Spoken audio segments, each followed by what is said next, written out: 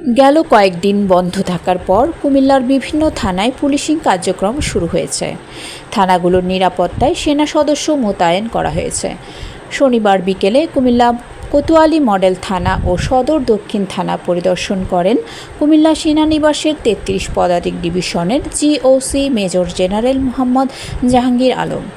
এই সময় উপস্থিত ছিলেন জেলা প্রশাসক খন্দকার মো মুশফিকুর রহমান, পুলিশ সুপার মোহাম্মদ সাইদুল ইসলাম, অতিরিক্ত police super Kamran Hossain, Kotwali model থানার ভারপ্রাপ্ত কর্মকর্তা ফিরোজ হোসেন সহ কর্তব্যরত পুলিশ সদস্যরা। পরিদর্শন শেষে তিনি থানায় কর্মরত পুলিশ সদস্যদের সাথে কথা বলেন।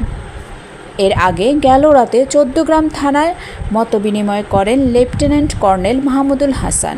এ সময় স্থানীয় ব্যক্তিবর্গসহ পুলিশ প্রশাসনের কর্মকর্তারা উপস্থিত ছিলেন।